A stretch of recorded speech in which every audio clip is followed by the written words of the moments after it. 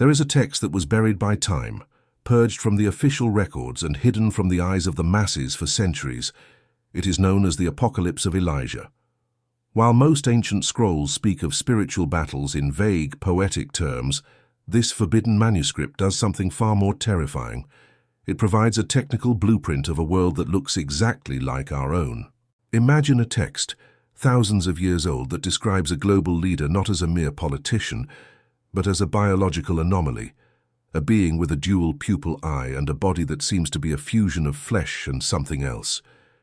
Imagine a prophecy that warns of signs in the sky that move like satellites, a system of marks that control the global food supply, and weapons that turn the very air into a furnace.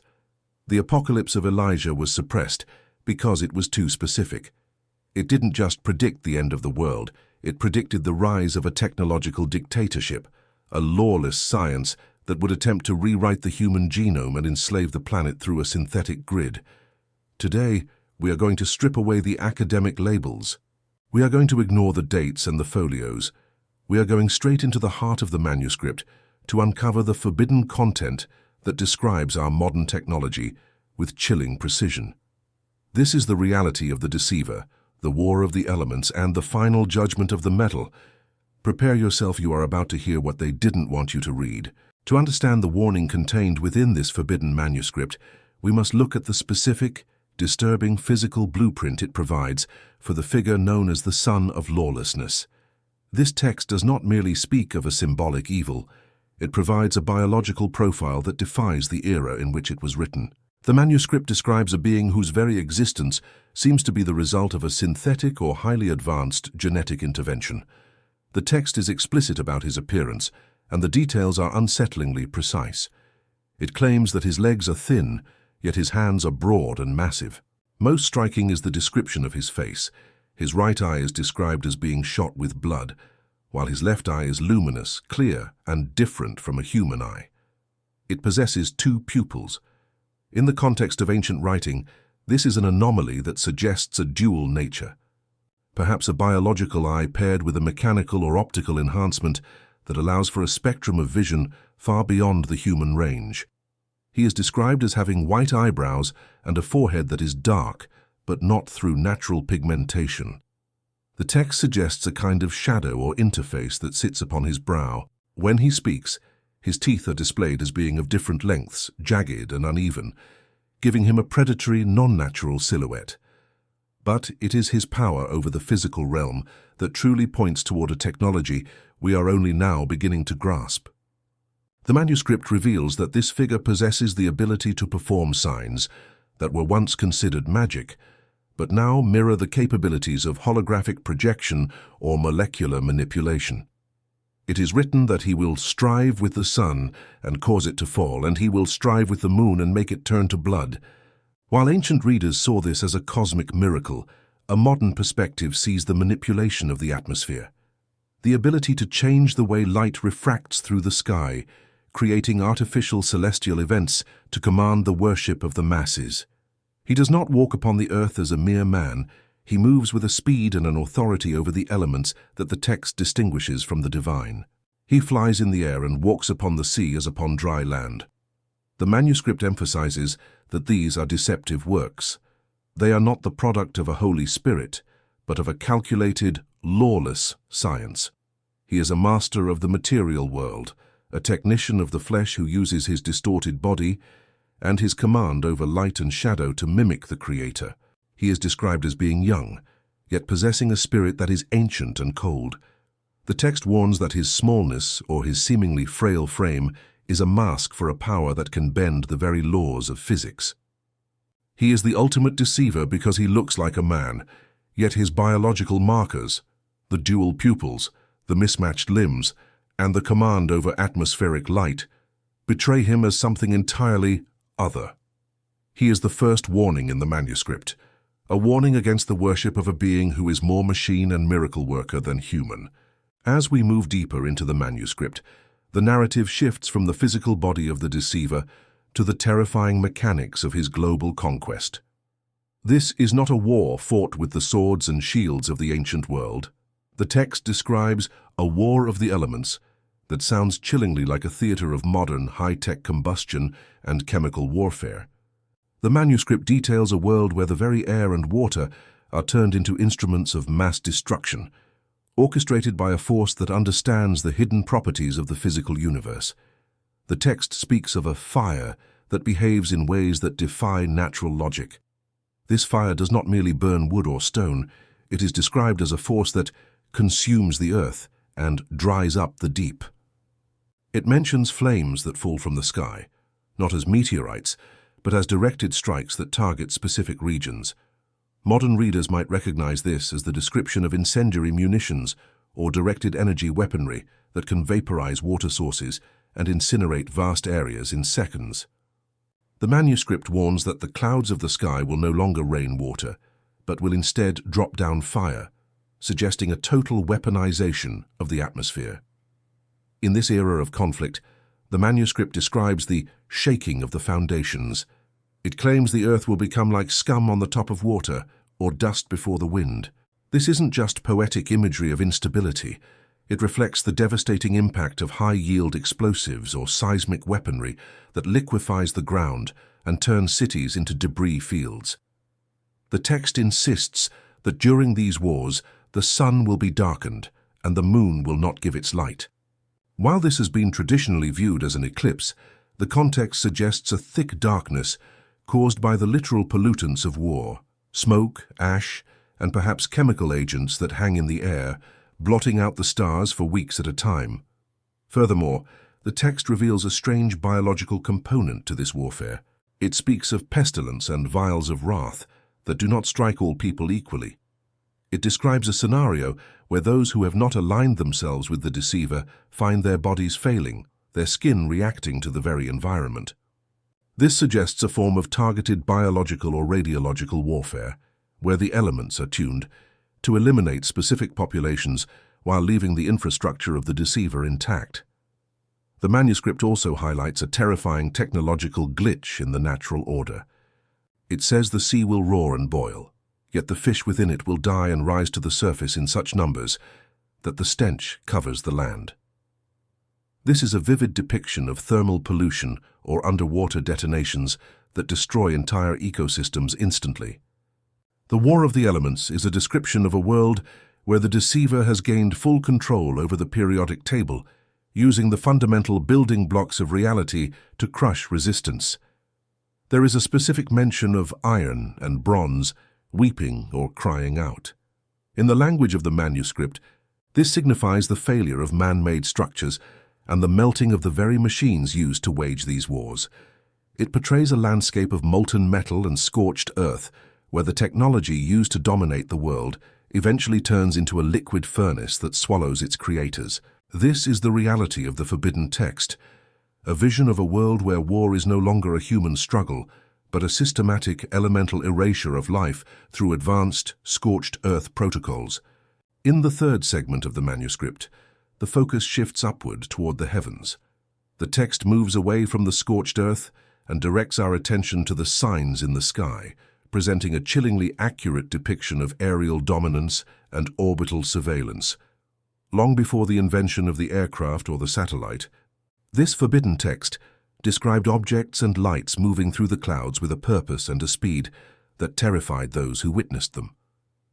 The manuscript describes a phenomenon where the stars do not behave as stars should. It speaks of traveling lights that cross the firmament from one end to the other in a manner that defies the slow, cyclical rotation of the cosmos. To a modern observer, this is the unmistakable signature of low-orbit technology, satellites and reconnaissance craft that track and monitor every movement on the surface of the planet. The text warns that nothing shall be hidden from the eyes of the one who dwells in the heights, implying a total loss of privacy and a system of global oversight that operates from the upper atmosphere. A particularly haunting passage describes the sun being darkened while fiery chariots are seen racing through the air.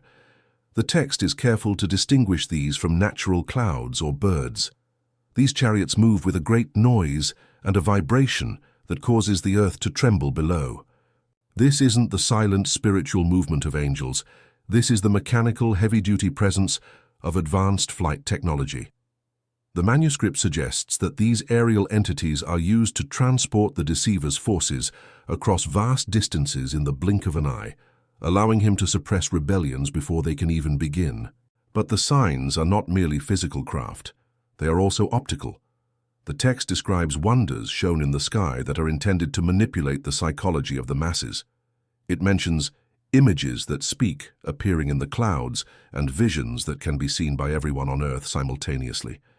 In our current world, we understand this through the lens of large-scale holographic projection or blue beam-style technology, the ability to project high-definition, three-dimensional images onto the atmosphere to create a false reality.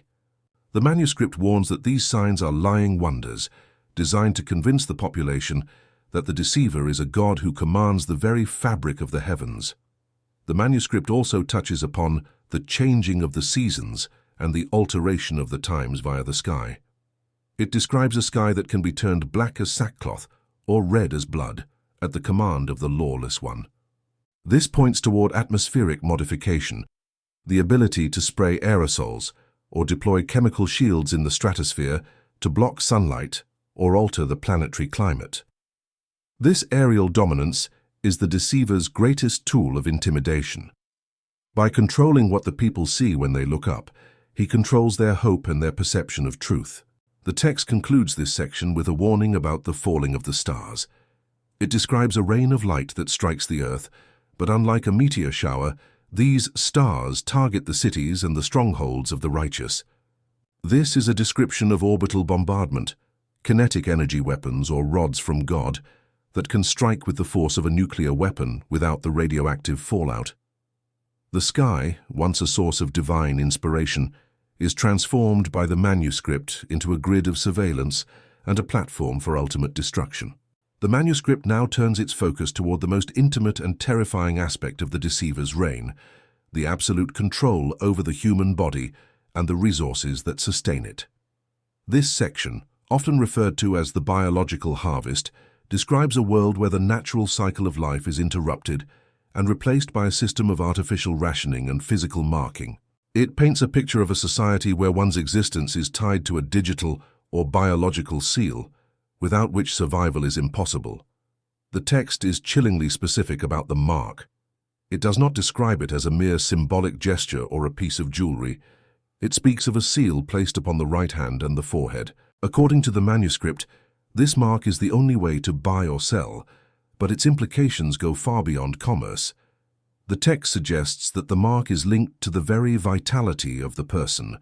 Those who receive it are described as being enslaved in their flesh, suggesting that the mark might be a form of biological interface, perhaps an implant or a genetic tag that alters the user's behavior or grants the Deceiver direct access to their physiological state. Parallel to this human tagging is the drying up of the earth. The manuscript describes a deliberate manipulation of the food supply. It says that the fields will not give their fruit and the trees will not yield their harvest. However, this is not presented as a natural famine. It is described as a locking of the heavens and a withering of the seeds. In a modern context, this mirrors the control of patented seeds and the use of geoengineering to create artificial droughts. By controlling the DNA of the crops and the moisture in the air, the Deceiver creates a total dependency. You either accept the biological seal, or you are systematically starved out of existence. The text also mentions a change in the blood. It describes how those who follow the Deceiver begin to lose their human likeness over time. Their skin becomes dark or shriveled, and their spirit becomes leaden.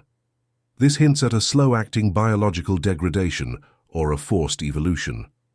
The harvest mentioned in the text is not just about gathering crops, it is about gathering souls through the medium of the body.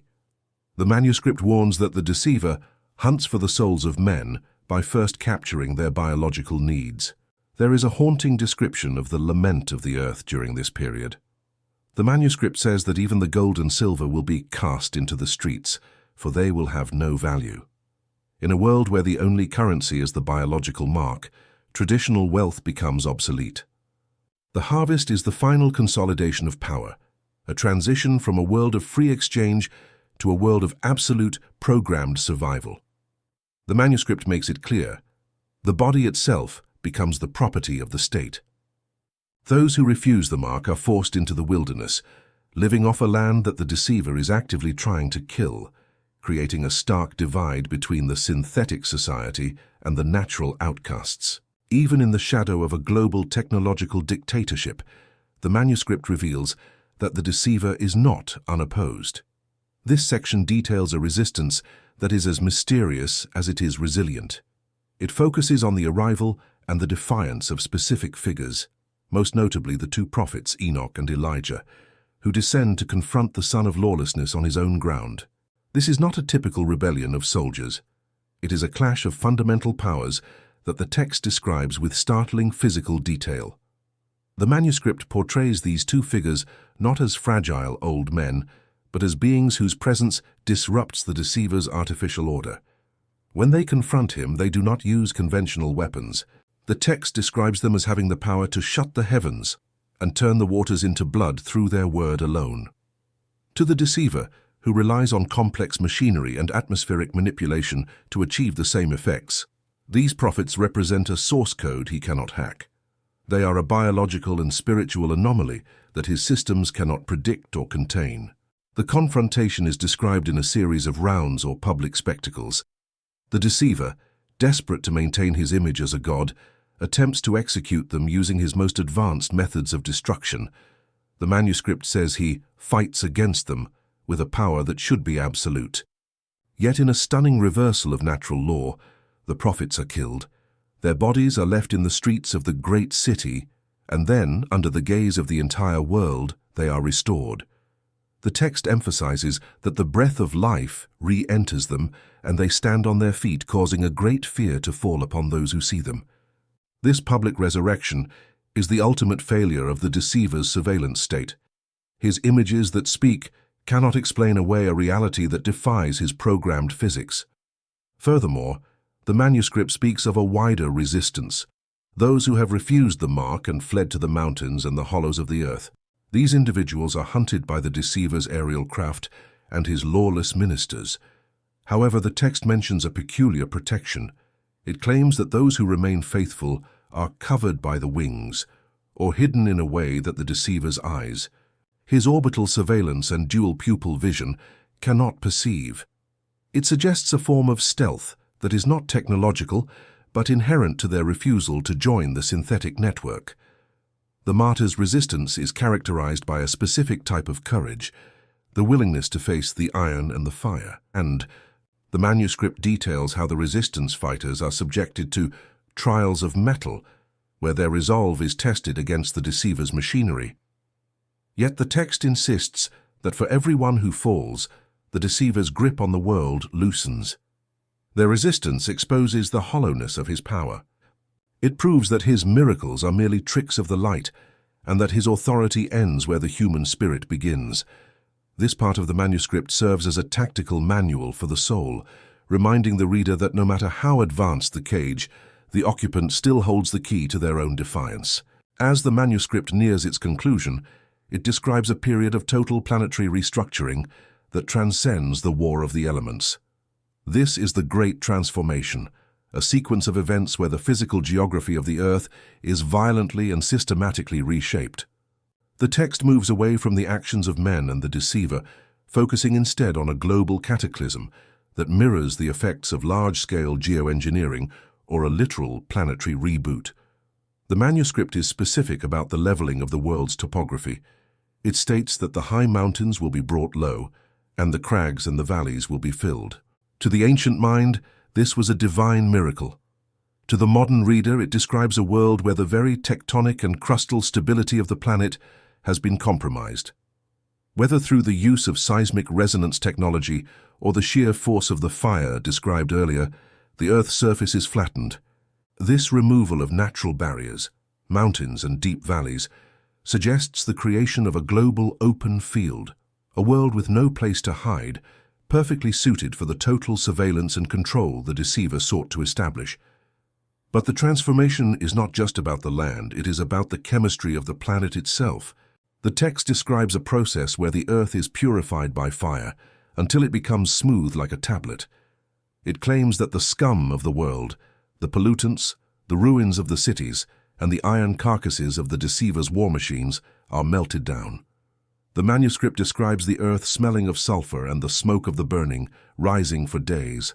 This sounds like a global atmospheric reset, a thermal event so intense that it vaporizes the synthetic layer of civilization, leaving only the raw, elemental bedrock behind. The waters undergo an equally radical shift. The manuscript reveals that the sea will fail and the fountains of the deep will dry up.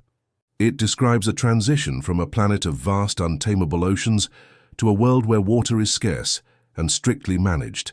This drying of the abyss suggests a massive shift in the planetary crust or a total evaporation of the hydrosphere. In this transformed state, the Earth is no longer a wild living organism, but a refined environment. The manuscript also mentions a strange light that takes over the world during this transformation. It says there will be no more night, and the light of the sun will be sevenfold. While this sounds celestial, it aligns with the idea of a planet stripped of its protective atmosphere, or a world illuminated by a constant artificial glow. This is the ultimate transformation. The Earth is stripped of its biological diversity and its natural defenses, turned into a glass-like, flattened sphere. The manuscript presents this not as a tragedy, but as a necessary cleansing. It is the moment where the artificial structures of the Deceiver are finally exposed and melted away, preparing the world for its final state of existence, where the metal no longer rules the man. Before continuing, if you've enjoyed this video so far, please leave a like and subscribe. Thank you. The final movement of the manuscript brings us to the ultimate resolution, a phenomenon the text describes as a reckoning for the material world itself. This is the judgment of the metal, a sequence where the very foundations of the Deceiver's technological empire undergo a physical and spiritual dissolution. In this closing act, the manuscript stops focusing on the flesh of men and turns its attention to the synthetic substances that have come to dominate the earth, the bronze, the iron, and the living fire of the machines. The text describes a moment of absolute resonance where the elements of the world begin to melt. It claims that a heat descends, not from a weapon, but from the arrival of the true King of the heavens, that causes the iron to cry out and the bronze to weep. To a modern ear, this sounds like a total thermal collapse of a mechanized civilization. The manuscript depicts the great towers, the aerial craft, and the subterranean bunkers of the Deceiver losing their structural integrity. They don't just break, they dissolve back into their raw, molten states. The judgment is a literal undoing of the industrial and digital age, returning the extracted materials of the earth to the ground from which they were stolen. During this dissolution, the manuscript reveals the fate of the Deceiver himself. It states that the son of lawlessness is bound with chains of fire and cast into a place where his miracles cannot function. His dual pupil eyes, his images that speak, and his command over the clouds are stripped away. The text emphasizes that he is found to be empty, a hollow shell that was only powerful as long as the world believed in his technological illusions. This part of the text serves as a profound commentary on the frailty of artificial power. Once the grid is disconnected, the tyrant is revealed as a mere shadow. A fascinating detail in this final chapter is the description of the saints, or the righteous, walking through the fire unharmed. While the metal melts and the mountains dissolve into liquid, those who refuse the mark are said to possess a body of light. The manuscript suggests that by rejecting the synthetic marking and the biological harvest, these individuals maintained a vibration or a nature that is immune to the judgment. They stand as the only surviving structures in a world where everything man-made has been vaporized. The manuscript concludes with the vision of a new heaven and a new earth, but it defines this newness by what is absent. There is no more iron, no more toil, and no more deception of the eyes. The flattened, glass-like earth mentioned in the previous section becomes a foundation for a reality that is purely organic and spiritual. The judgment of the metal is the final divorce between humanity and the machine. The forbidden text ends not with a whimper, but with the sound of the Deceiver's empire turning to ash, leaving a silent, purified world where the lawless science is forgotten and the original blueprint of life is finally restored. Now that we're at the end, you can leave a like and subscribe. Also, remember to share this video. Thank you for watching.